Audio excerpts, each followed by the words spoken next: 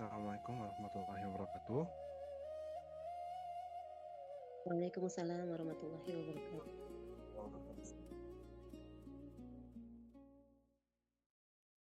Alhamdulillah sudah ada 12 orang ya yang sudah masuk. Mungkin saya buka dulu. Bismillahirrahmanirrahim. Alhamdulillahirabbil alamin. Wassalatu wassalamu wa ala alihi wa ashabihi wa mawalah. Asyhadu an la ilaha illallah wahdahu la syarikalah wa asyhadu anna Muhammadan abduhu wa rasuluh alladzi la nabiyya ba'dah. Amma ba'd. Alhamdulillah pada kesempatan kali ini kita dipertemukan kembali dalam volume perkuliahan kita setiap ba'da subuh. Salawat dan salam semoga kepada Nabi kita Muhammad sallallahu alaihi wasallam serta kepada keluarganya, kepada sahabat-sahabatnya, kepada tabi'in dan kepada tabi'ut tabi'in dan kepada kita selaku umatnya. Ya, mungkin kita langsung saja ke materi ya, ke presentator dari 5 dulu mungkin ya. Ya, Ustaz. Ya, silakan Ustaz. Untuk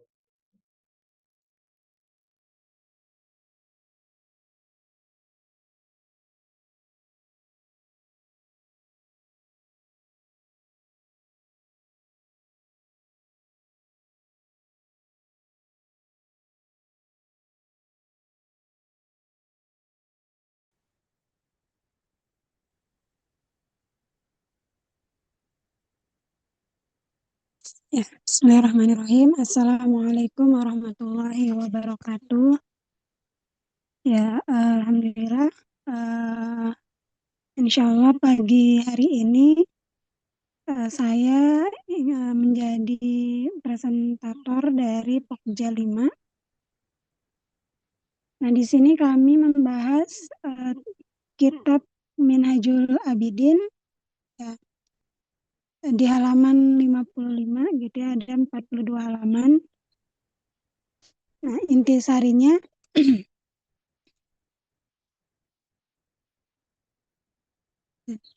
nah, 4 penghalang dan 4 senjata hati di dalam kitab ini.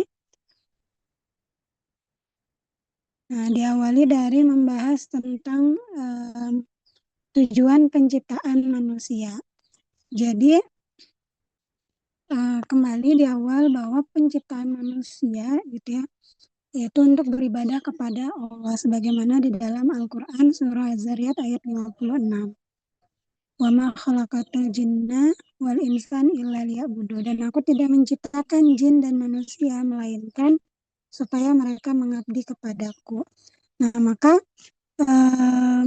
dalam hal beribadah kepada Allah ini membutuhkan kesungguhan gitu ya. Membutuhkan kesungguhan dan membutuhkan hati yang kosong dalam menjalaninya. Nah,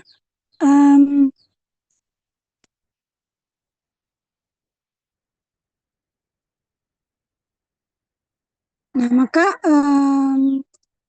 ibadah tersebut gitu ya dapat kita capai ketika kita itu menyingkirkan 4 penghalang gitu yang dapat menyibukkan diri kita sebagai hamba dari tujuan utama kita tadi, yaitu ibadah kepada Allah.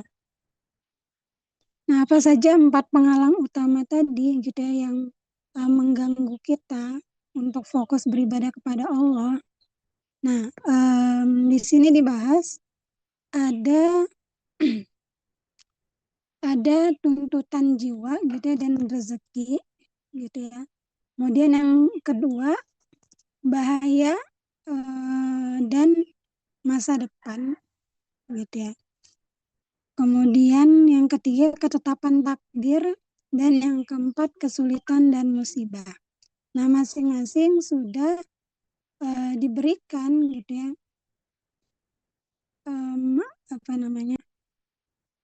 diberikan senjatanya gitu ya, atau cara agar kemudian tidak agar dapat melewati penghalang tersebut atau rintangan tersebut. Nah, kita bahas yang pertama yaitu kecemasan akan rezeki atau kemudian tuntutan jiwa tadi. Nah, di mana kecemasan akan rezeki ini ada kondisi hati yang terlalu sibuk mencari dan mengkhawatirkan rezeki dunia, gitu ya. Nah, sehingga ketika kita itu terlalu sibuk dalam mencari rezeki, gitu ya, dan itu menimbulkan kegelisahan tanpa henti. Ada kemudian kekhawatiran berlebihan dan ada bisikan-bisikan yang secara langsung merampas ketentraman hati saat beribadah. Kemudian pikiran tidak lagi bersama Allah melainkan bersama dunia. Nah,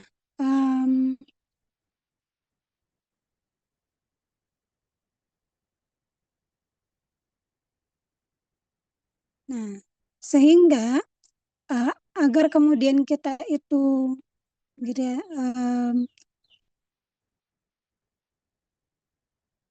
agar kemudian kita itu tidak mendapati gitu ya, agar kemudian hati kita itu tidak terlalu sibuk gitu atau mengkhawatirkan rezeki itu tadi, maka yang harus kita lakukan adalah bertawakal penuh gitu ya. Bertawakal penuh yaitu bersandarnya hati gitu ya kepada Allah dalam urusan rezeki dengan tetap menjalankan syariat secara proporsional, tidak percaya mutlak pada jaminannya. Nah, kemudian di dalam Al-Quran sudah dikatakan bahwa dan barang siapa yang bertawakal kepada Allah, niscaya Allah akan mencukupkan keperluannya. Sehingga rezeki tidak akan bertambah gitu ya. Jadi yang perlu dipahami adalah rezeki gitu ya, tidak akan bertambah hanya karena kita itu mati-matian mengejarnya, dan tidak akan berkurang juga karena karena kita meninggalkannya gitu ya, atau fokus ibadah. Nah, jadi yakin bahwa rezeki itu adalah janji dari Allah yang akan dipenuhi. Nah, adapun gitu ya, 4 dimensi rezeki atau macam-macam rezeki yang dari Allah yang ditetapkan Allah. Yang pertama ada rezeki yang sudah dijamin, yaitu rezeki dasar bagi manusia, makanan dan kebutuhannya jadi sebagai penopang fisik. Maka ini dijamin 100% oleh Allah untuk keberlangsungan hidup hambanya. Kemudian yang kedua, rezeki yang telah ditentukan atau rezeki takdir gitu ya, maksum. Nah, ini sudah ditetapkan gitu ya, sejak di Lauhul Mahfuz, memiliki waktu dan ukuran yang pasti. Maka mustahil gitu ya bertambah atau berkurang dari ketetapannya. Kemudian yang ketiga, rezeki yang dimiliki atau rezeki kepemilikan, mamluk. Nah, maka harta benda dunia secara faktual guys ya, dan sah dimiliki hamba sesuai dengan pembagiannya gitu ya di dalam syariat. Nah, kemudian yang keempat, rezeki yang dijanjikan, yaitu maudud, rezeki ekstra yang dijanjikan secara khusus bagi hamba-hamba yang bertakwa, datang tanpa susah payah. Nah, ini adalah 4 rezeki gitu ya, yang macam-macam rezeki tadi gitu ya.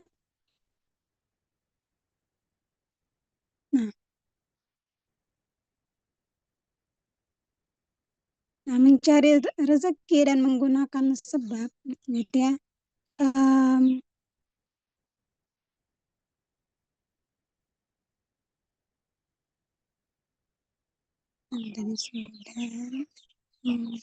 Yang kedua, penghalang kedua yaitu ketakutan menghadapi masa depan. Nah,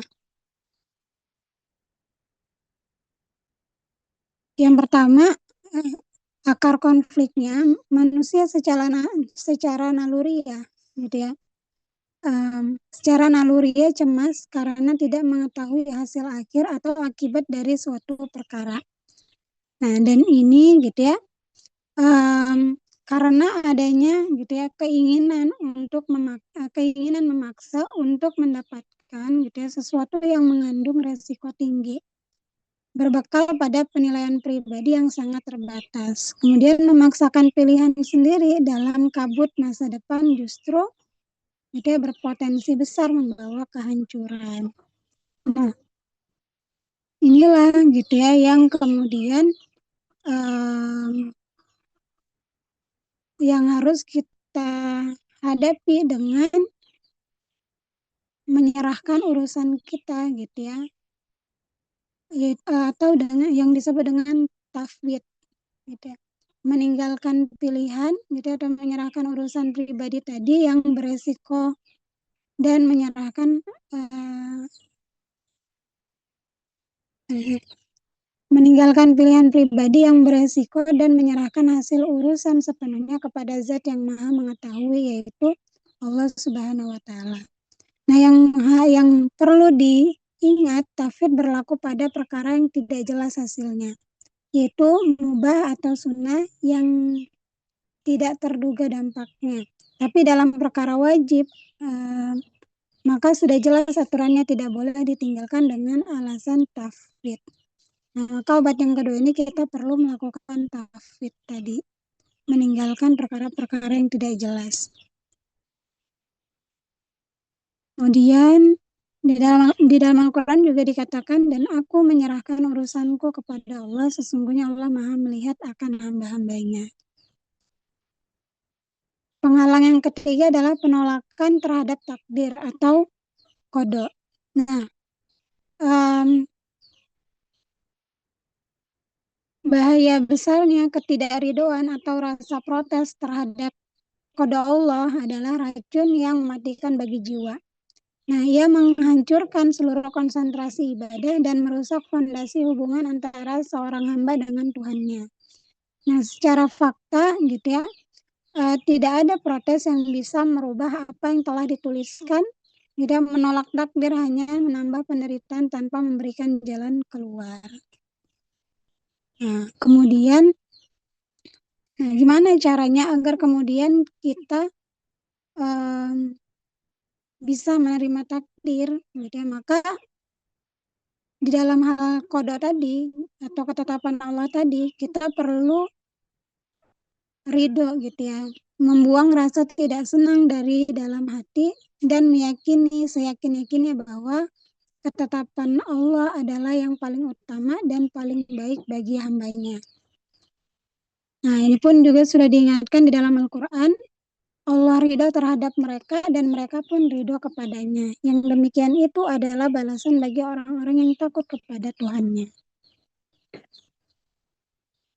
Nah, kemudian ya, masih berkaitan dengan ridho tadi, gitu, takdir tadi, maka memposisikan hati terhadap 4 macam takdir.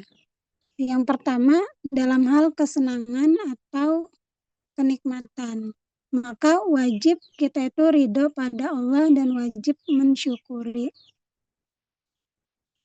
Kemudian yang kedua, dalam hal musibah atau kesulitan, gitu ya, ketika kita itu mendapatinya, maka kita wajib bersabar.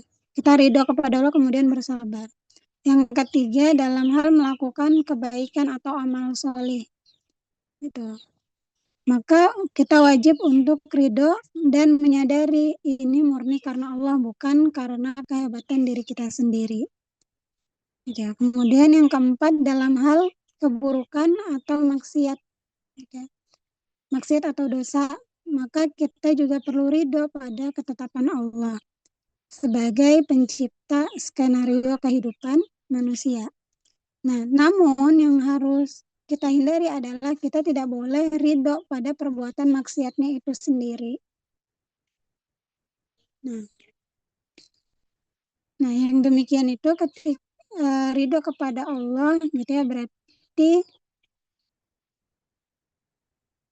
tidak ridho kepada maksiat yang dilakukan.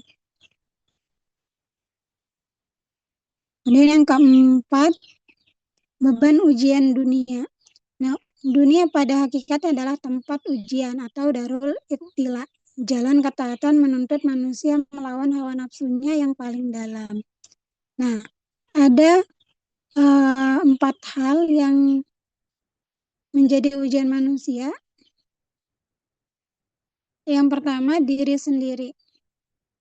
Nah, kemudian yang kedua, keluarga. Yang ketiga, kehormatan. Dan yang keempat, harta benda.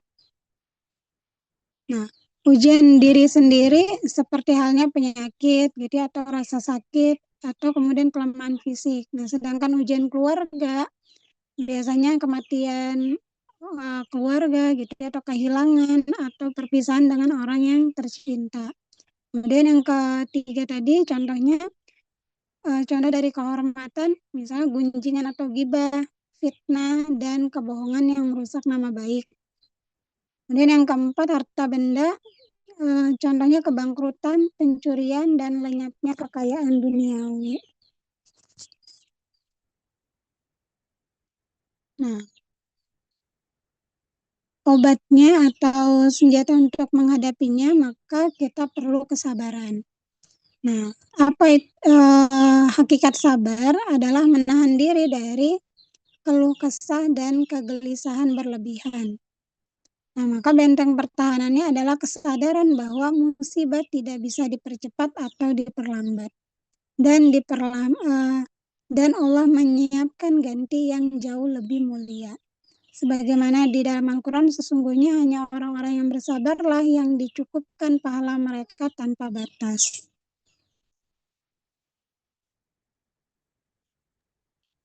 Nah, buah dari kesabaran Ya, atau saya. perjuangan. Cukup ya, Ustaz? Ya kadang putus, kadang enggak itu si suaranya. Oh, putus-putus, Ustaz. Ya, sedikit-sedikit ada yang putus. Jadi, sudah cukup, Ustaz, atau dilanjutkan? Dilanjutkan Tes. mungkin sedikit lagi. Oh ya, 5 menit lagi mungkin ya. baik, Ustaz. Nah, buah dari perjuangan atas kesabaran tadi yang pertama keselamatan gitu ya, tercapainya keberhasilan sejati. Yang kedua, terwujudnya harapan, dikabulkannya doa-doa panjang. Yang ketiga, pahala tanpa batas, ganjaran yang tidak terhingga di dunia maupun di akhirat. Kemudian yang keempat, kecintaan Allah, level spiritual tertinggi bagi seorang hamba. Kemudian kepemimpinan agama menjadi teladan ketaatan. Nah, kemudian yang terakhir meraih keselamatan dunia dan akhirat. Ketika kita tuh sibuk mencari dunia, maka yang kita harus lakukan adalah bertawakal kepada Allah. Ketika kita takut menghadapi bahaya, maka yang harus kita lakukan adalah meninggalkan atau tafwid itu tadi. Kemudian yang ketiga, ketika benci pada takdir, maka kita perlu ridho atas ketetapan dari Allah. Yang keempat, ketika kita lelah menghadapi ujian, maka kita harus bersabar. Dengan 4 senjata atau obat ini, gitu ya, maka hati kita tuh bisa kosong dari dunia, gitu ya, kemudian memusatkan diri tadi hanya kepada Allah, yaitu menjadi Abdullah, hambanya Allah, dalam melakukan ketaatan. Nah, wallahu alam yahdi man yasha'u ila siratim mustaqim. Ya, wallahu alam bisawab. Mungkin itu saja yang bisa disampaikan oleh Pokja 5. Wassalamualaikum warahmatullahi wabarakatuh. Maaf. Assalamualaikum warahmatullahi wabarakatuh. Syukron, Ustazah Yuli. Telah memaparkan kelompok Pokja 5 ya. Nah, ya mungkin langsung saya dulu ke Pokja 6 ya. Saya sudah dapat filenya dari Ustadz Ari. Semuanya sudah mengerjakan alhamdulillah. Ya silakan. Baik Ustaz, izin izin menampilkan layar.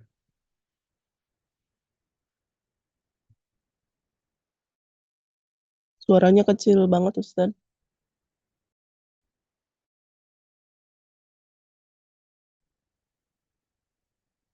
Layarnya sudah ada belum ya, Ustaz?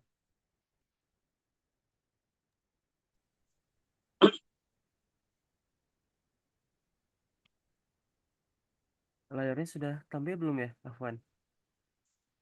Sudah, Ustaz. Bismillahirrahmanirrahim. Alhamdulillah wassalatu wassalam ala rasulillah wa ala alihi wa sahbihi wa mawala amma ba'du. Uhayyikum bitahiyatil Islam. Assalamualaikum warahmatullahi wabarakatuh. Waalaikumsalam warahmatullahi wabarakatuh. Sebelumnya asisten sekalian, kami dari pekerjaan 6, insya Allah pada kesempatan kali ini akan mencoba mempresentasikan tahapan kelima ya. Pembahasannya lebih banyak mengenai khauf dan roja yang kita coba pelajari dari kitab Minhajul Ustaz, bisa lebih besar lagi suaranya? Oh ya, baik Ustaz. Sebentar. Saya coba ambil headset dulu sebentar, Ustaz.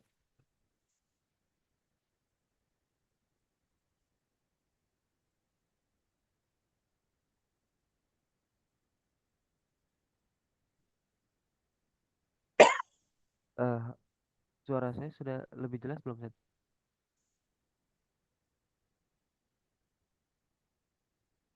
Halo? Suara saya sudah lebih jelas belum ya, Ustaz? Sudah lumayan, Ustaz. Oh ya. Ya udah Ustaz. Ya, pada kesempatan kali ini insya Allah dari Pokja 6 akan mencoba mempresentasikan tahapan kelima yang lebih banyak membahas mengenai pendorong khauf dan roja dari kitab Minhajul Abidin. Adapun yang akan mempresentasikan insya Allah ada Ustadz Heru dan Ustadz Aprianto. Ustadz Aprianto. Nah, mungkin langsung saja untuk mempersingkat waktu, saya persilahkan kepada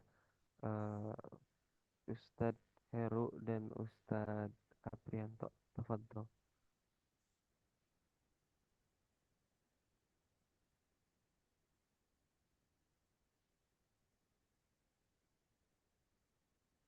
Mungkin saya dulu kali ya.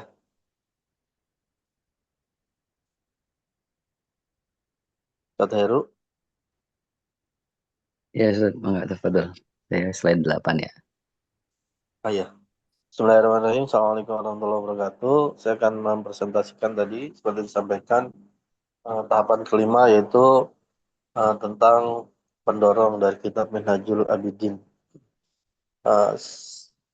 Next, lanjut slide-nya.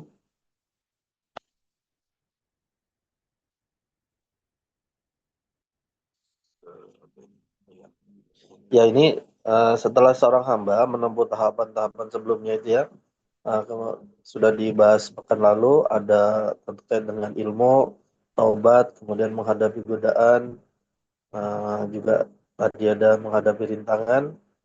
Selanjutnya, seorang muslim memerlukan pendorong agar ia tetap istiqomah dalam beribadah dan tidak terjerumus ke dalam kemaksiatan. Pendorong tersebut adalah khauf atau rasa takut pada Allah dan roja, yaitu harapan pada rahmat Allah. Keduanya harus berjalan secara seimbang karena menjadi penggerak hati dalam menjalankan ketaatan. Next. pentingnya pentingnya khauf atau rasa takut kepada Allah Subhanahu wa taala. Khauf merupakan rasa takut kepada Allah yang mendorong seorang hamba menjauhi maksiat dan tidak merasa bangga terhadap amal ibadahnya. Yang pertama, dia akan mencegah kemaksiatan. Nafsu pada dasarnya cenderung mengajak manusia kepada keburukan. Oleh karena itu, nafsu harus dikendalikan dengan rasa takut terhadap azab Allah dengan mengingat kerasnya siksa neraka. Seseorang akan lebih mampu menahan hawa nafsunya dan meninggalkan perbuatan dosa. Para ulama salaf bahkan melatih diri mereka dengan mengingat dahsyatnya neraka agar tidak mengikuti keinginan nafsu. Kemudian yang kedua, mencegah ujub atau bangga terhadap amal. Selain mencegah maksiat, khauf juga mencegah seseorang hamba agar tidak merasa bangga dengan amal solihnya. Seorang mukmin harus selalu melihat kekurangan dirinya, mengingat dosa-dosa yang pernah dilakukan, serta menyadari bahwa amalnya belum tentu diterima oleh Allah. Sikap ini akan melahirkan kerendahan hati dan menjauhkan diri dari sifat ujub. Lanjut. Ya, pentingnya roja atau berharap atau harapan kepada Allah. Tante, tolong diingatkan ya slide-nya kalau mau gantian. Iya, Ustaz. Pentingnya roja atau harapan kepada Allah Subhanahu wa taala. Roja adalah harapan seorang hamba terhadap rahmat, ampunan dan pahala dari Allah Subhanahu wa taala. Yang pertama, dapat mendorong untuk berbuat taubat. Ibadah seringkali terasa berat karena harus melawan hawa nafsu dan godaan setan. Harapan akan pahala, surga, dan rahmat Allah akan menjadi motivasi yang membuat seseorang hamba tetap bersemangat dalam beribadah. Yang kedua, dengan adanya roja atau harapan pada Allah akan memudahkan dalam menghadapi kesulitan. Seseorang akan rela menanggung kesulitan apabila mengetahui tujuan yang ingin dicapai. Demikian pula seorang mukmin. Ia akan sabar menghadapi lelahnya ibadah, ujian, hidup, dan berbagai kesulitan karena berharap memperoleh kenikmatan surga yang telah Allah janjikan. Berikutnya, keseimbangan antara khauf dan roja. Khauf dan roja harus dimiliki secara bersamaan. Khauf berfungsi menahan manusia dari kemaksiatan, sedangkan roja memberi semangat untuk terus beramal salih. Imam Al-Ghazali mengibaratkan nafsu seperti hewan tunggangan yang liar. Agar dapat dikendalikan, diperlukan dua alat, yaitu khauf sebagai cambuk yang mencegahnya menyimpang, dan roja sebagai makanan yang menariknya menuju tujuan. Karena itu, Al-Quran sering menyandingkan ayat-ayat tentang janji pahala atau targhib dengan ancaman siksa atau tarhib, agar manusia senantiasa berjalan jalan yang lurus. Lanjut. Berikutnya hakikat khauf dan roja. Menurut para ulama, khauf dan roja merupakan keadaan hati yang lahir dari pemahaman seseorang hamba terhadap Allah Subhanahu wa taala. Hakikat khauf adalah rasa takut dalam hati karena khawatir akan memperoleh sesuatu yang dibenci, yaitu murka dan azab Allah. Khauf dapat ditumbuhkan dengan satu, mengingat banyaknya dosa yang telah dilakukan. Dua, mengingat beratnya azab Allah Subhanahu wa taala. Tiga, menyadari kelemahan diri dalam menghadapi siksanya. Empat, menghadapi kekuasaan Allah yang mutlak atas seluruh makhluk. Ya.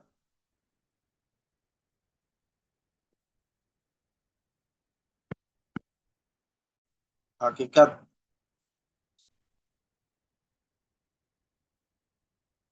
tadi masih yang sebelumnya. Hakikat roja adalah rasa berharap kepada rahmat, ampunan, dan karunia Allah sehingga hati terdorong untuk beramal solih dan tidak berputus atas kasih sayangnya. Khotimah roja yaitu harapan kepada Allah dapat ditumbuhkan dengan selalu mengingat yang pertama besarnya nikmat Allah yang telah diberikan sejak dahulu tanpa didahului amal ataupun jasa. Yang kedua, besarnya pahala dan kemuliaan yang Allah janjikan kepada hamba-hambanya sebagai bentuk karunia, bukan semata-mata balasan atas amal. Banyaknya nikmat Allah dalam urusan agama maupun dunia yang terus diberikan setiap saat. Yang keempat, luasnya rahmat Allah yang mengalahkan kemurkaannya karena Dia Maha Pengasih, Maha Penyayang, dan Maha Mulia. Lanjut.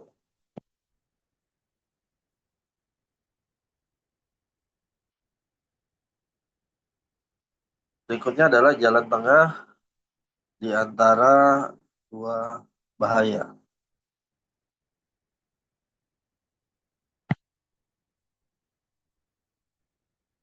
Siapa yang baca? Saya.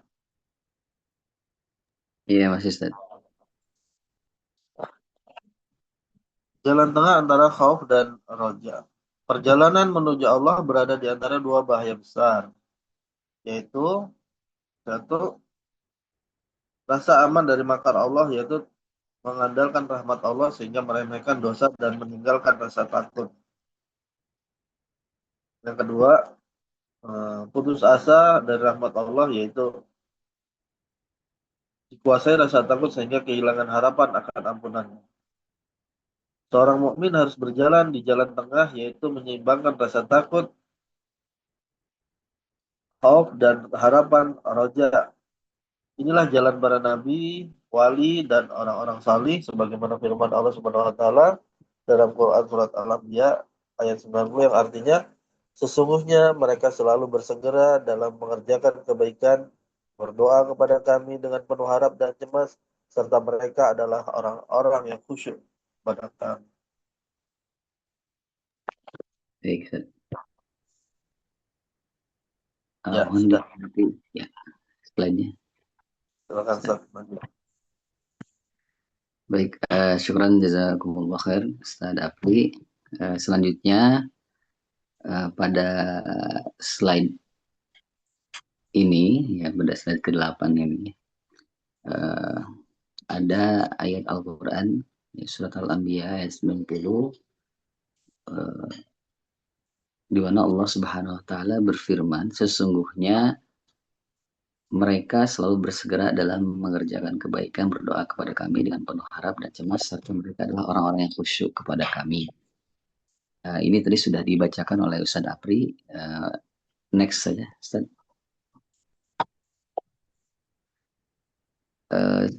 Slide berikut ini terkait dengan menumbuhkan roja. Lalu bagaimana cara agar kita menumbuhkan roja atau rasa berharap kepada Allah Subhanahu wa taala? Imam Ghazali menyebutkan 4 hal utama. Yang pertama, beliau menyampaikan kita harus mengingat besarnya nikmat Allah sejak dahulu, bahkan sebelum kita sempat beramal. Kemudian yang kedua, kita harus mengingat janji akan pahala dan kemuliaan yang Allah Subhanahu wa taala berikan murni sebagai karunia-Nya. Kemudian yang ketiga, mengingat nikmat Allah baik dalam urusan agama maupun dunia yang terus mengalir setiap saat. Dan yang terakhir, yang keempat, menurut Imam Al-Ghazali, kita harus mengingat betapa luasnya rahmat Allah yang Maha Pengampun, Maha Penyayang, dan Maha Mulia. Next. Berikutnya, selain roja, kita juga harus menumbuhkan khauf, ya. Jadi ini berkebalikan ya dari sikap roja. Agar apa? Agar hati tetap hidup dan memiliki rasa takut atau khauf.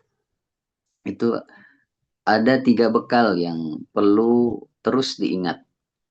Ya, ini menurut Imam Al-Ghazali dalam kitab Minhajul Abidin.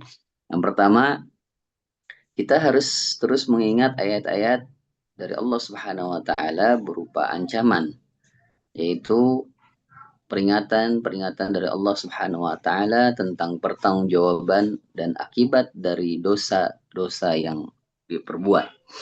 Kemudian yang kedua, kisah para nabi dan orang-orang solih.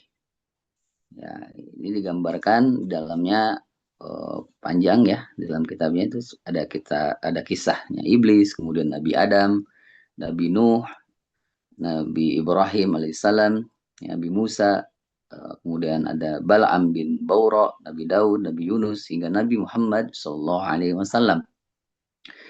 Jadi kisah-kisah ini tujuannya agar kita menyadari bahwa setinggi apapun kedudukan seseorang, kita tidak boleh merasa aman dari hisab Allah Subhanahu wa taala. Dan yang terakhir yang bisa menumbuhkan khauf, yakni akhir perjalanan hidup, ya, di mana kita harus selalu mengingat kematian, alam kubur, hari kiamat, serta balas. Next slide.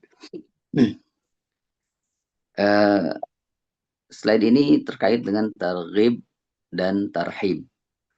Ya, tarhib. Salah satu keindahan Al-Quran adalah selalu menyandingkan targhib atau harapan dan tarhib atau ancaman, sehingga ini harus terus berdampingan.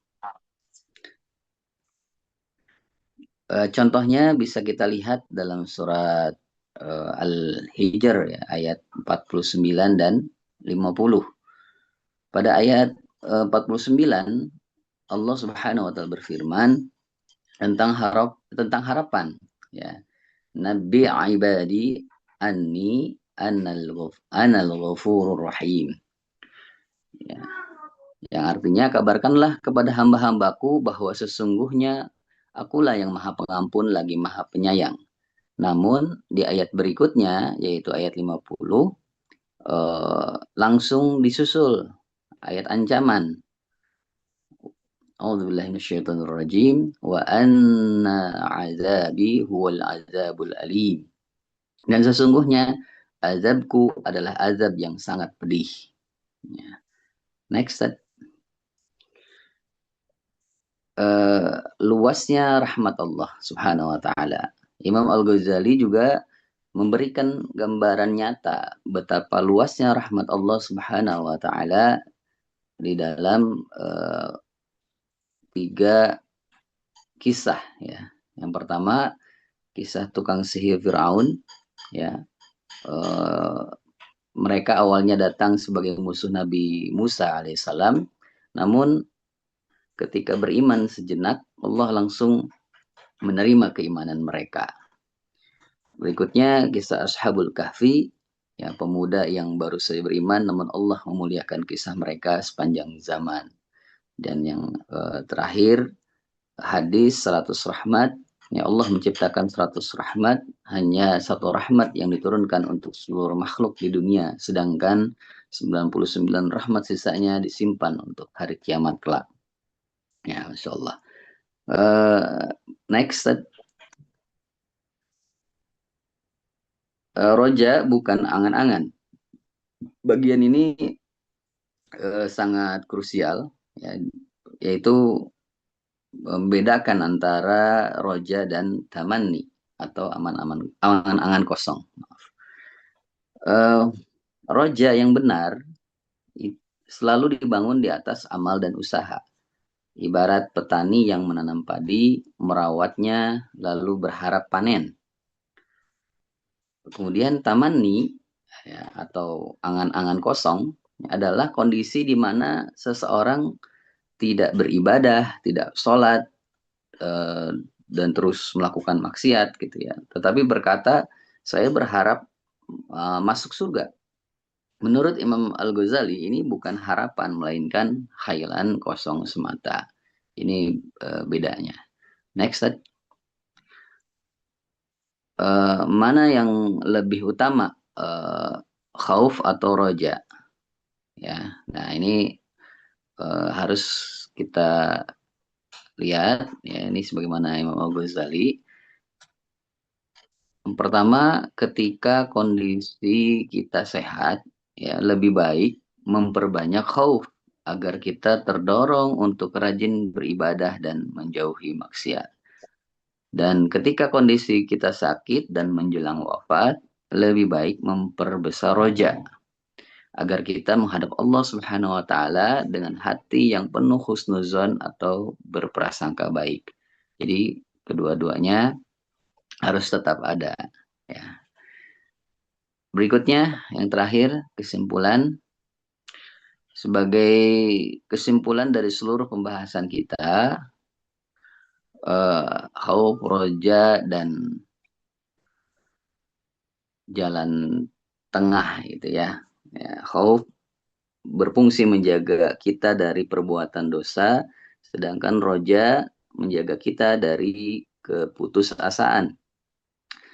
Roja yang benar harus selalu disertai dengan amal solih, dan jalan tengah atau jalan keselamatan adalah menempuh jalan tengah, ya, dalam arti takut sehingga meninggalkan maksiat dan berharap sehingga tidak berputus asa. Hal ini ya sebagaimana yang difirmankan Allah Subhanahu wa taala di dalam surat Al-Anbiya yang menjadi penutup pembahasan ini, ya, a'udzubillahi minasyaitonirrajim, innahum kanu yusari'una fil khairat wa yad'unana raghaban wa rahaba wa kanu lana khashi'in. Sesungguhnya mereka selalu bersegera dalam mengerjakan kebaikan dan mereka berdoa kepada kami dengan penuh harap dan takut. Mereka adalah orang-orang yang khusyuk kepada kami. Demikian materi yang dapat kami sampaikan dari Pokja 6. Terima kasih atas perhatian semuanya. Syukran jazakumullah khairan katsira. Assalamualaikum warahmatullahi wabarakatuh. Selanjutnya saya kembalikan kepada moderator.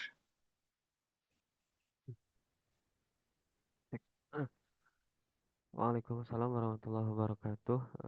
Terima kasih kepada Ustadz Heru dan Ustadz Aprianto yang telah mempresentasikan pada kesempatan kali ini mengenai tadi banyaknya tentang roja dan khauf, persembahan dari kami Pokja 6. Mungkin itu yang bisa kami sampaikan. Sahabat sekalian dari Pokja 6, sekali lagi terima kasih banyak. Syukran ala husni ihtimamikum wa barakallah lana walakum walafu minkum. Assalamualaikum warahmatullahi wabarakatuh. Waalaikumsalam warahmatullahi wabarakatuh. Syukran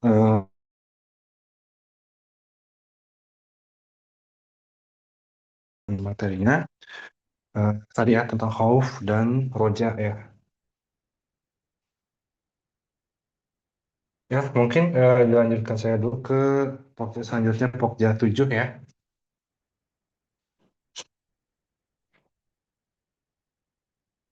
Ya, silakan. Baik, Assalamualaikum warahmatullahi wabarakatuh.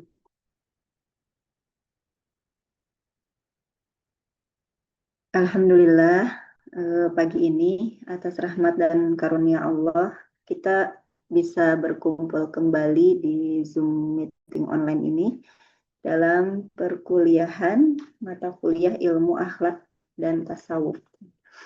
Nah, insya Allah kami dari Pokja 7 akan melanjutkan materi dari kitab Minhajul Abidin ini, ya, terkait rintangan yang ke-6. Nah, insya Allah untuk materi akan disampaikan oleh Ustazah Yani. Tafadhol Ustazah.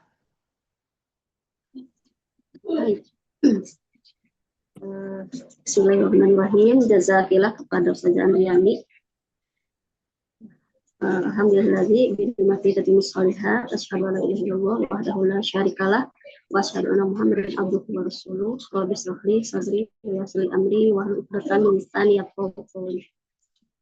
Allahumma shalli ala sayyidina Muhammad wa ala alihi wa sahbihi ajma'in. Jazakillah kepada Ustazah Andriani, juga jazakumullah khairan katsiran untuk semua asatidz yang telah memberikan kesempatan. Ada kami Pokja 7, sebagaimana tadi sudah disampaikan bahwa Pokja 7 akan melanjutkan terkait rintangan ke-6, yakni merusak amal atau cacat amal di dalam kitab Minhajul Abidin. Di mana kitab yang disusun oleh Imam Al-Ghazali ini bertujuan memberikan petunjuk praktis bagi seorang muslim agar ibadah yang dilakukan diterima oleh Allah. Maka hendaknya menjaga amal tersebut dari hal-hal yang dapat merusak ibadahnya. Jika tidak demikian, maka amalnya akan tertolak, pahalanya hilang. Adapun fokus pembahasan di Pokja 7 yakni ada 4 poin. Yang pertama ikhlas, kemudian riya, ujub, dan cara menjaga amal. Adapun pendahuluannya bahwa hendak diperhatikan mengapa amal bisa rusak. Ini ada beberapa hal ya. Amal itu ternyata tidak cukup hanya banyak, tetapi amal harus diterima oleh Allah. Kemudian juga amal dapat rusak jika terdapat besar ya, yang muncul, yakni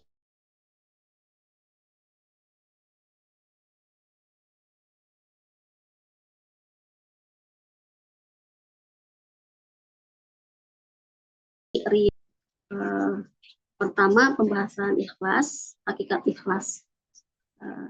Definisi dari ikhlas itu sendiri adalah memurnikan seluruh amal hanya karena Allah semata itu. Sebagaimana sabda Rasulullah SAW di dalam salah satu hadis qudsi, ya mohon maaf di sini saya tidak cantumkan, tapi ada dalam catatan bahwa Allah berfirman, sesungguhnya Allah Subhanahu wa Ta'ala berfirman dalam hadis qudsi ini, aku adalah zat yang paling tidak membutuhkan sekutu. Barang siapa melakukan suatu amal lalu persekutukan selainku di dalamnya, maka bagianku untuk sekutuku itu, karena aku tidak menerima kecuali apa yang murni untukku. Demikian, maka yang dimaksud ikhlas tadi sekali lagi adalah memurnikan seluruh amal hanya karena Allah. Selanjutnya, ikhlas mencakup 2 hal, yakni ikhlas dalam beramal dan ikhlas dalam mengharapkan pahala. Ikhlas dalam beramal artinya menjadikan perbuatan tersebut sebagai bentuk qurbah, yakni mendekatkan diri kepada Allah. Kemudian ikhlas dalam mengharap pahala artinya menjadikan amal tersebut diterima, mendapat pahala dan juga pengagungan. Nah, ikhlas itu ada lawannya ya, yakni nifaq dan riya. Untuk pembahasan riya insya Allah selanjutnya.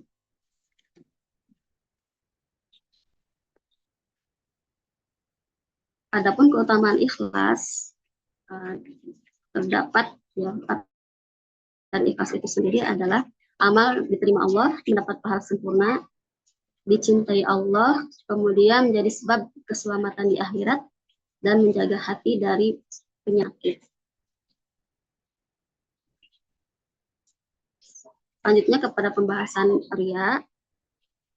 Definisi dari riya adalah mengerjakan amal akhirat untuk memperoleh keuntungan dunia. Di mana terdapat 2 macam riya. Ada yang disebut dengan riya murni, ada juga yang disebut dengan riya campuran. Riya murni yakni menginginkan manfaat dunia saja ya dari amal yang dilakukan. Hanya manfaat dunia, tidak yang lain. Yakni amal tersebut dimaksudkan atau hanya menginginkan sesuatu dari manusia, baik itu pujian, popularitas, manfaat, dan yang lainnya. Adapun riya campuran amal ditujukan menginginkan keduanya sekaligus, baik itu manfaat dunia juga manfaat akhirat. Satu sisi beramal untuk mendapatkan manfaat yang dicari dengan ria, di sisi lain dia masih dapat menghadirkan keikhlasan dalam amal tersebut. Contoh ria diantaranya sholat agar dipuji, sedekah agar terkenal, mengaji agar disebut alim.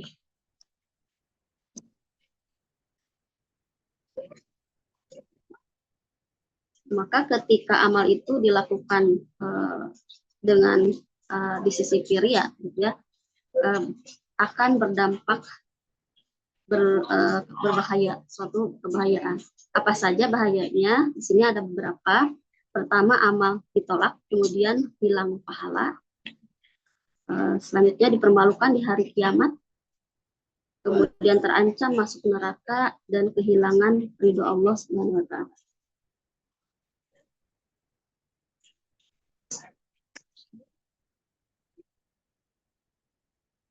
Selanjutnya juga ancaman terkait amal yang dilakukan dengan ria itu terdapat hadis, yakni hadis dari Abu Hurairah. Rasulullah SAW bersabda, sesungguhnya orang yang pertama kali dipanggil pada hari kiamat adalah seorang pria yang menghafal Al-Quran, pria yang terbunuh di jalan Allah, dan pria yang kaya harta. Nah, di sini sudah tertera ya, yaitu ahli Al-Quran, mujahid, orang kaya. Dalam Al-Quran juga dalam firman Allah disampaikan ya percakapan antara Allah dengan ahli Quran ini, kemudian mujahid, kemudian juga orang kaya dan malaikat. Jadi percakapan dari Allah, malaikat dan orang tersebut. Ketika ditanya untuk apa, jawabannya itu bagus gitu ya, hanya karena Allah. Tetapi Allah menyampaikan engkau dusta. Bahkan diperkuat oleh malaikat, dan betul dia itu dusta. Sesungguhnya dia menghafal Al-Quran itu ingin dikatakan, atau belajar Al-Quran itu ingin dikatakan sebagai qori gitu ya, menghafal Al-Quran. Kemudian mujahid, dia mengatakan karena Allah saja, tetapi ternyata ingin disebut sebagai pemberani. Kemudian juga yang kaya, dia menjawab karena Allah, tetapi ternyata malaikat menyampaikan dia ingin dikatakan sebagai seorang yang dermawan. Nah, maka mereka itu beramal agar dipuji manusia, bukan karena Allah.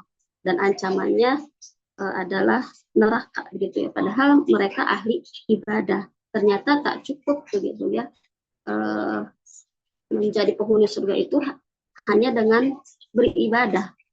Ternyata ibadah ada syarat, diantaranya tidak boleh dikotori dengan penyakit hati, diantaranya yaitu ria.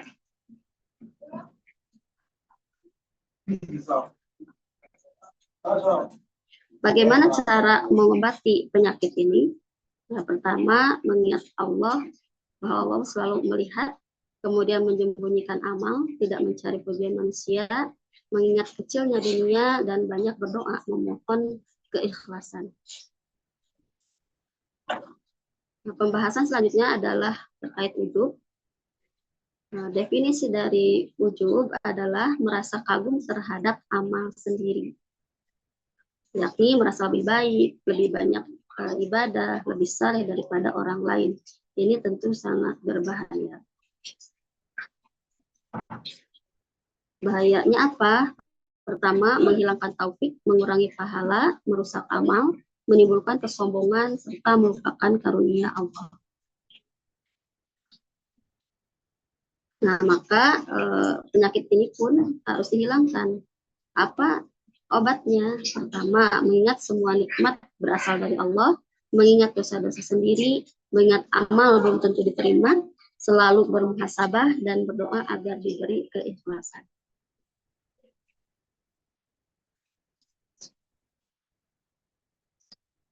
Selanjutnya, ternyata ada juga perusak amal selain ria dan ujub. Ini ada beberapa di sini, nifak, kemudian mengharap dunia, mengungkit pemberian, menyakiti orang lain, hasad, meremehkan amal, dan takut celaan manusia.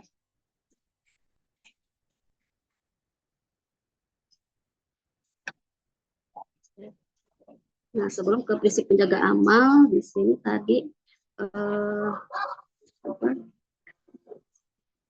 konsekuensi ya dari hal yang dilakukan terkait ria, ujub, kemudian nifak, itu akan juga menimbulkan keburukan. Di antaranya ada yang disebut dengan keburukan tersembunyi dan keburukan terang-terangan.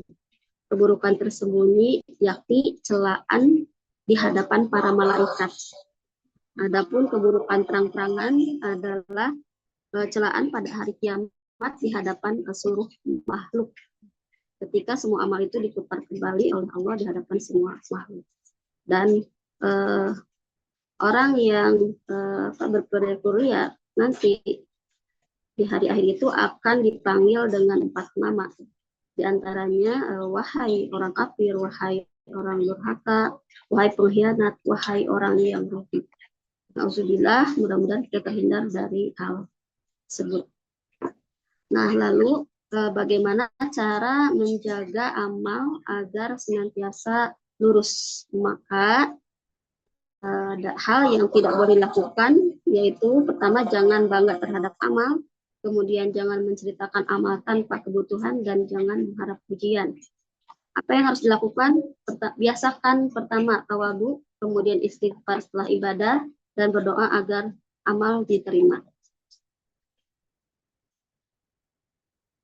Lalu mengapa kita tidak boleh ujub? Karena Allah yang memberi iman, Allah memberi kesehatan dan waktu, Allah yang beri taufik, semua berasal dari Allah semata. Kita tidak punya daya, tidak berdaya, la haula wala quwata illa billah, tidak ada daya upaya kecuali atas izin Allah. Kita makhluk yang lemah, tak sepantasnya berperilaku ujub.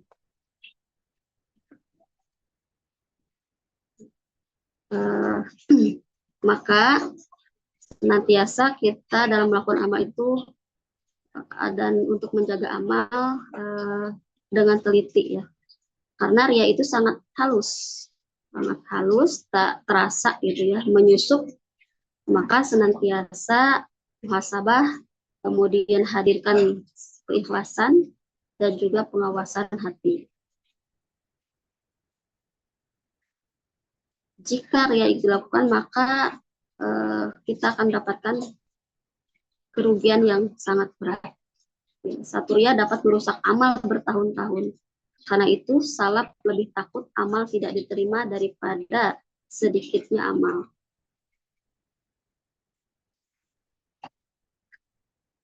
Terdapat hadis dari Mu'adz bin Jabal, sanadnya Mu'adz bin Jabal, Rasulullah bersabda bahwa amal naik ke langit, namun bisa ditolak karena beberapa hal: ghibah, hasad, ujub, ria, sombong, tidak kasih sayang, dan ingin terkenal. Lalu agar terhindar dari itu, seperti apa? Rasulullah SAW mengajarkan bahwa senantiasa kita melakukan amal dan ikhlas, menjaga lisan, tidak merendahkan orang lain, tidak membanggakan diri, mencintai saudara sebagaimana mencintai diri sendiri. Ada juga tips-tips atau cara meraih ikhlas. Pertama, banyak mengingat Allah dan mengingat kematian. Kedua, mengingat akhirat dan berdoa. Ketiga, menyembunyikan amal dan tidak mengharap pujian. Sebagaimana dulu para salaf ya, mereka berperilaku, maka kita pun dapat mencontoh sementara dari para pendahulu kita. Mereka sangat takut ya amal ditolak, maka akan sedikit berbicara tentang amal, selalu beristighfar, dan selalu merasa amalnya kurang.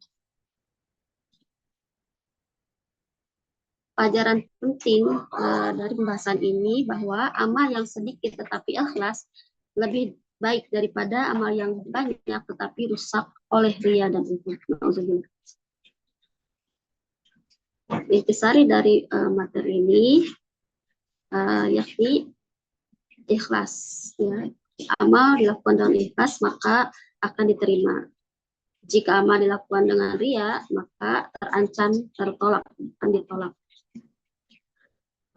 Kemudian jika dilakukan dengan ujub maka akan mengurangi atau merusak pahala. Jadi akan menghilangkan amal, untuk ria itu menghilangkan amal ya, baik secara hukum, secara keseluruhan ataupun sebagian. Itu intisari ya, intisarinya ikhlas, ria, dan ujub. Nah kemudian muhasabahnya apa saja yang harus kita renungkan. Tentu ketika hendak melakukan suatu amal ya, atau perbuatan, hendaklah meluruskan dulu niat dengan beberapa pertanyaan. Mengapa saya beribadah? Untuk siapa saya beramal? Apakah saya senang dipuji? Apakah saya bangga terhadap amal? Ini saya kira dapat menjadi renungan atau muhasabah ya, ketika kita akan melaksanakan suatu amal. Kesimpulan dari pembahasan ini, pertama, jagalah amal sebagaimana kita bersungguh-sungguh mengerjakannya.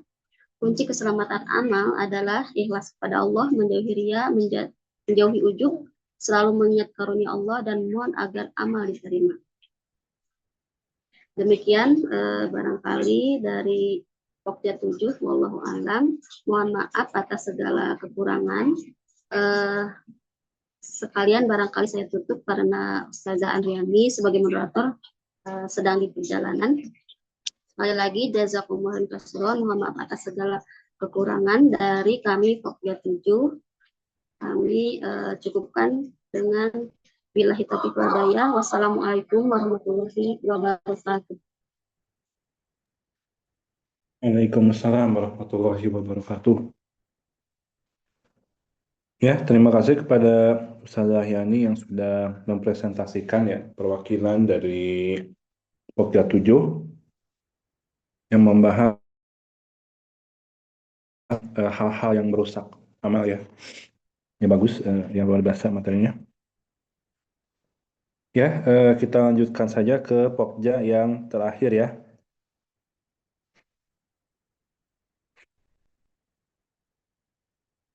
Pokja 8, silakan. Ya Ustadz, mohon bantuan kepada Ustadz Ustazah untuk share screen mungkin. Ada yang bisa bantu?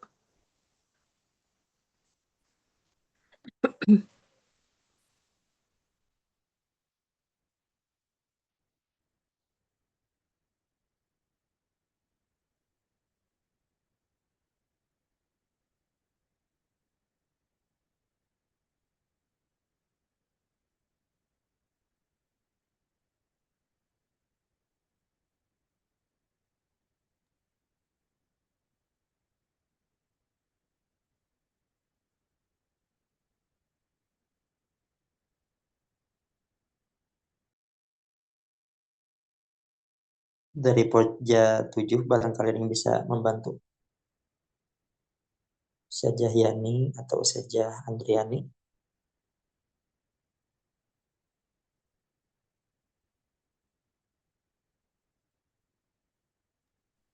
Apa Ustadz, filenya belum ke-save, jadi agak susah. Atau dari Pokja yang lainnya boleh membantu.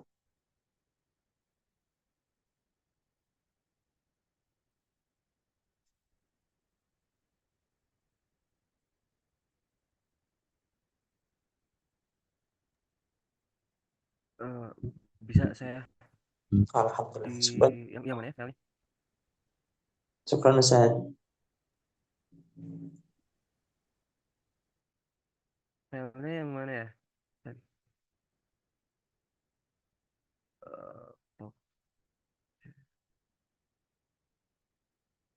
Yang Pokja 7 ya, Ustaz? Pokja Sudah 8. share screen, Ustadz. Dan Pokja 8.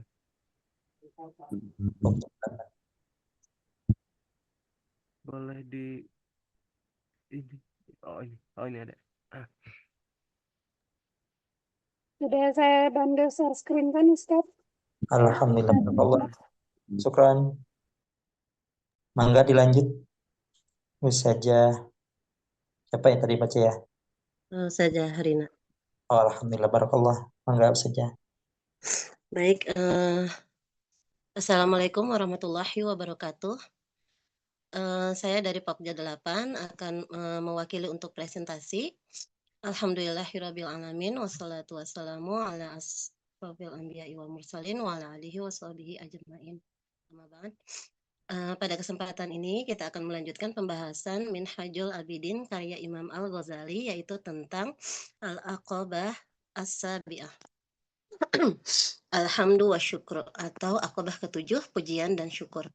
Pembahasan ini sangat penting karena setelah seorang hamba berusaha menempuh jalan ibadah, masih ada satu tahapan yang sering terlupakan, yaitu bagaimana menjaga nikmat ibadah tersebut dengan pujian dan syukur kepada Allah. Insya Allah kita akan membahas makna syukur, jenis-jenis nikmat, hubungan syukur dengan sabar, serta bagaimana menjaga nikmat agama agar tidak dicabut oleh Allah.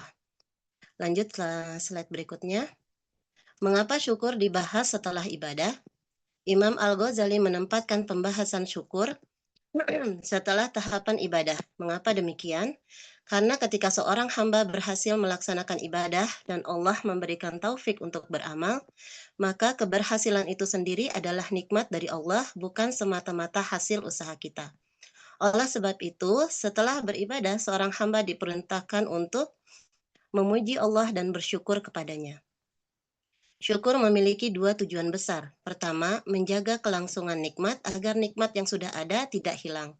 Kedua, mendapatkan tambahan nikmat dari Allah. Diagram pada slide ini menunjukkan bahwa syukur memiliki dua cabang manfaat, yaitu menjaga nikmat yang sudah ada dan membuka pintu tambahan nikmat yang baru. Slide selanjutnya, syukur menjaga nikmat. Para ulama menyebut syukur sebagai tali kenikmatan, artinya syukur menjadi pengikat agar nikmat tetap bertahan pada diri seseorang. Imam Al-Ghazali mengingatkan bahwa nikmat yang disyukuri akan tetap terjaga, sedangkan nikmat yang diingkari dapat dicabut. Karena itu Allah berfirman dalam beberapa ayat, diantaranya Quran Surat Ar-Ra'd ayat 11, Quran Surat An-Nahl ayat 112, dan Quran Surat An-Nisa ayat 147. Alur pada slide ini sangat jelas, yaitu nikmat, syukur, kemudian tetap terjaga. Tetapi jika berubah menjadi kufur nikmat, maka ujungnya adalah dicabutnya nikmat tersebut. Jadi syukur bukan sekedar adab yang baik, melainkan sarana menjaga keberlangsungan karunia Allah. Slide selanjutnya, syukur mendatangkan tambahan. Syukur tidak hanya berfungsi menjaga nikmat, tetapi juga mendatangkan tambahan nikmat. Allah menegaskan dalam Quran Surat Ibrahim ayat 7, jika kalian bersyukur, pasti aku akan menambah nikmat kepada kalian. Tambahan nikmat itu tidak selalu berupa harta atau kesehatan. Bisa jadi yang Allah tambahkan adalah petunjuk, kemudahan beribadah, ketenangan hati, atau kemampuan melakukan kebaikan. Karena itu alurnya menjadi syukur, kemudian petunjuk bertambah, lalu ketaatan bertambah, kemudian nikmat bertambah. Semakin bersyukur, semakin Allah mudahkan untuk taat, dan semakin besar nikmat yang Allah limpahkan. Slide selanjutnya saja. Pembagian nikmat. Untuk memahami syukur dengan benar, kita perlu mengetahui jenis-jenis nikmat yang Allah berikan. Imam Al-Ghazali membaginya menjadi dua kelompok besar. Pertama, nikmat duniawi, yaitu nikmat yang berkaitan dengan kehidupan dunia yang terbagi menjadi nikmat kemanfaatan dan nikmat tertolaknya bahaya. Kedua, nikmat agama, yaitu nikmat yang berkaitan dengan keselamatan iman dan ketaatan yang terbagi menjadi nikmat pertolongan dan nikmat pemeliharaan. Diagram 4 kotak pada slide ini membantu kita melihat bahwa tidak semua nikmat berbentuk harta atau kenyamanan dunia. Ada nikmat yang jauh lebih tinggi, yaitu nikmat agama. Slide yang ke-6, nikmat duniawi. Mari kita lihat lebih rinci nikmat duniawi. Nikmat kemanfaatan, contohnya tubuh yang sehat, makanan, minuman, pakaian pernikahan, dan berbagai kelezatan yang halal. Semua itu sering kita rasakan setiap hari sehingga kadang dianggap biasa, padahal semuanya adalah karunia Allah. Nikmat tertolaknya bahaya. Ini adalah nikmat yang sering tidak kita sadari, seperti terhindar dari penyakit, terhindar dari gangguan manusia, serta terhindar dari gangguan jin dan binatang buas. Kadang kita lebih mudah menghitung nikmat yang datang, tetapi lupa mensyukuri bahaya yang tidak jadi menimpa kita. Padahal keselamatan juga merupakan nikmat yang sangat besar. Slide selanjutnya, nikmat agama. Setelah nikmat duniawi, sekarang kita masuk kepada nikmat agama, dan inilah nikmat yang paling berharga. Nikmat pertolongan. Allah menolong hambanya dengan memberi Islam, memberi taufik untuk taat, dan memberi kemampuan menjalankan sunnah Rasulullah Sallallahu Alaihi Wasallam. Tidak semua orang yang mendapatkan keinginan untuk sholat, mengaji, atau menghadiri majelis ilmu, jika kita mendapatkannya, itu adalah pertolongan Allah. Nikmat pemeliharaan. Allah juga menjaga hambanya dari kekufuran, kesyirikan, bid'ah yang sesat, dan berbagai bentuk maksiat. Kadang kita lebih fokus pada nikmat yang Allah berikan, padahal kita juga harus bersyukur atas keburukan yang Allah jauhkan dari diri kita. Slide ke-8, makna pujian dan syukur. Pada slide ini Imam Al-Ghazali membedakan antara pujian alham dan syukur. Pujian atau alham, pujian adalah sanjungan atas kebaikan, tampak pada ucapan, dan berkaitan dengan tasbih, tahmid, dan tahlil. Misalnya ketika kita mengucapkan Alhamdulillah, Subhanallah, La ilaha illallah. Syukur lebih luas daripada sekedar ucapan. Syukur mencakup ketaatan lahir dan batin, menjauhi maksiat lahir dan batin, serta mengagungkan pemberi nikmat, yaitu Allah. Jadi, seseorang bisa saja memuji Allah dengan lisan, tetapi syukur yang sempurna menuntut ketaatan hati, lisan, dan perbuatan sekaligus. Slide yang ke-9, hakikat syukur. Para ulama memberikan beberapa penjelasan tentang hakikat syukur. Ada yang mengatakan bahwa syukur adalah ketaatan dengan anggota badan, ada yang menjelaskan bahwa syukur adalah menunaikan ketaatan lahir dan batin, ada pula yang menegaskan bahwa syukur adalah menjauhi maksiat. Karena itu nikmat yang Allah berikan tidak boleh digunakan untuk bermaksiat kepadanya. Misalnya, mata digunakan untuk melihat yang halal, lisan digunakan untuk berzikir, harta digunakan untuk kebaikan. Alur pada slide ini sangat penting, yaitu nikmat, kemudian pengagungan kepada Allah, lalu taat, dan menjauhi maksiat. Inilah inti syukur sejati, pengagungan kepada Allah yang mencegah seseorang dari kedurhakaan. Slide ke-10, apakah musibah harus disyukuri?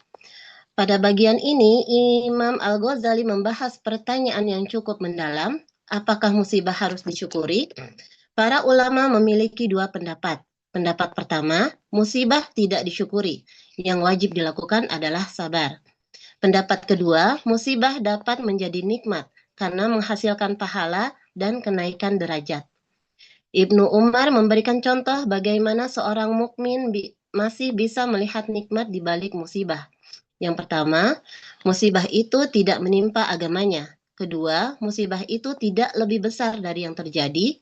Ketiga, ia masih bisa ridho terhadap takdir Allah. Keempat, ia masih bisa mengharap pahala dari Allah. Jadi fokusnya bukan mensyukuri rasa sakitnya, tetapi mensyukuri kebaikan yang Allah simpan di balik musibah tersebut. Slide ke-11, syukur dan sabar. Para ulama pernah memperdebatkan mana yang lebih utama, syukur atau sabar. Imam Al-Ghazali memberikan kesimpulan yang sangat indah. Beliau menjelaskan bahwa orang yang bersyukur tetap membutuhkan sabar karena menjaga nikmat memerlukan kesabaran. Sedangkan orang yang bersabar tetap memiliki nikmat untuk disyukuri. Minimal nikmat iman dan kesempatan berharap kepada Allah. Karena itu, syukur dan sabar tidak dapat dipisahkan. Dalam kehidupan seorang mukmin, ketika mendapat nikmat ia bersyukur, ketika mendapat ujian ia bersabar, dan keduanya saling menguatkan sebagaimana diagram pada slide ini. Slide ke-12. nilai sebuah pemberian. Imam Al-Ghazali menyampaikan kaidah penting, nikmat hanya benar-benar bernilai bagi orang yang mengetahui nilainya. Bagaimana tanda seseorang mengetahui nilai nikmat agama? Ia mengagungkannya, ia memilihnya dibanding dunia, ia rela menanggung kesulitan demi mendapatkannya, ia tidak meninggalkan pintu syukur. Diagram pada slide ini menunjukkan pertarungan di dalam hati, di mana hati condong ke dunia atau nikmat agama. Jika hati lebih condong kepada dunia, maka nikmat agama akan terasa ringan. Tetapi jika hati mengutamakan nikmat agama, maka dunia akan berada pada posisi yang semestinya. Slide ke-13. Contoh menghargai nikmat agama. Agar lebih mudah dipahami, Imam Al-Ghazali memberikan dua contoh nyata. Pertama, ulama. Seorang ulama bisa bertahun-tahun memikirkan satu masalah ilmu. Ketika akhirnya Allah memberinya pemahaman, ia merasakan kebahagiaan yang sangat besar. Ini menunjukkan bahwa pemahaman agama adalah nikmat yang sangat mahal. Kedua, ahli ibadah. Seorang ahli ibadah bisa melatih dirinya dalam waktu lama untuk mendapatkan sholat yang khusyuk. Ketika ia berhasil merasakan satu munajat yang bersih dan penuh kehadiran hati, ia menganggapnya sebagai karunia yang sangat besar. Dari dua contoh ini kita belajar bahwa orang-orang soleh lebih menghargai nikmat ilmu dan ibadah daripada kenikmatan dunia yang fana. Slide selanjutnya, bahaya tidak mengetahui nilai nikmat. Jika seseorang tidak mengetahui nilai nikmat agama, maka nikmat itu bisa dicabut oleh Allah. Imam Al-Ghazali menyebut beberapa penyebabnya, yaitu lebih mencintai dunia, menganggap dunia lebih agung daripada ilmu dan ibadah, serta melupakan kemuliaan nikmat agama. Alur bahayanya sangat jelas. Nikmat agama, lalu cinta dunia, kemudian lalai bersyukur, dan nikmat pun dicabut. Dalil yang menguatkan hal ini terdapat dalam Quran Surat Al-A'raf ayat 175 hingga 176 tentang orang yang telah diberi ayat-ayat Allah tetapi kemudian lebih mengikuti hawa nafsunya.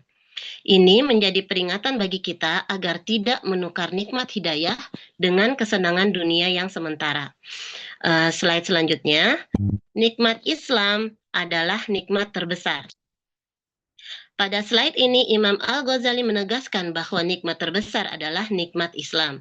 Beliau menjelaskan bahwa Al-Quran lebih agung daripada seluruh dunia, para nabi sangat menginginkan hidayah Islam bagi keluarga mereka, dan Rasulullah SAW menyebut pujian atas nikmat Islam sebagai pujian atas nikmat yang besar. Karena itu, syukur yang paling agung bukan pertama-tama karena kita sehat atau kaya, tetapi karena kita masih diberi iman dan Islam. Maka kalimat yang seharusnya sering kita ucapkan adalah, segala puji bagi Allah yang memberi nikmat Islam kepada kami.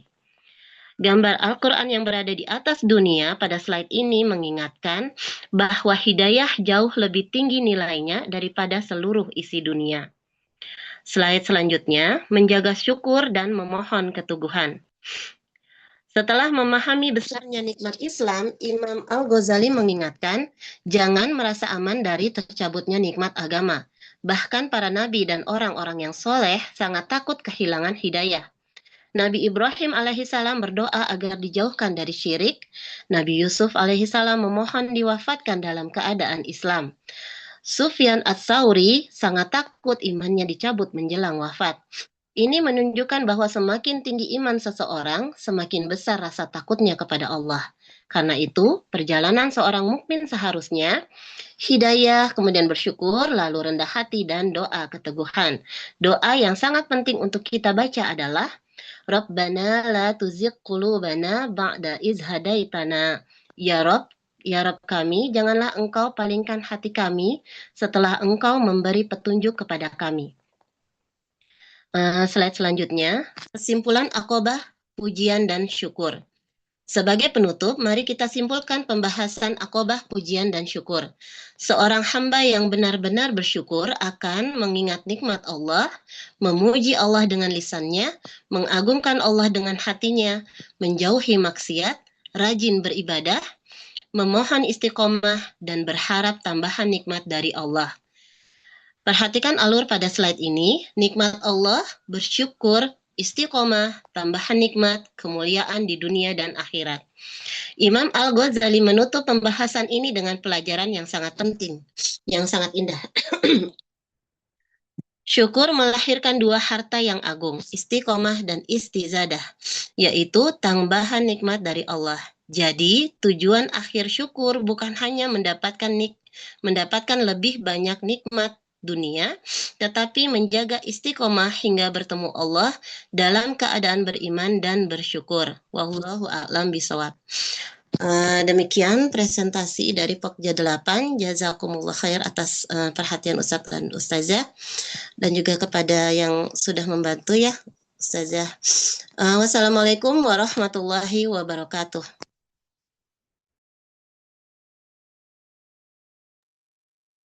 Waalaikumsalam warahmatullahi wabarakatuh. Terima kasih kepada Ustazah Rina yang sudah menyampaikan presentasinya sebagai perwakilan dari Pokja 8. Ya, sebelum mungkin ditutup, apakah mungkin ada yang mau di mana?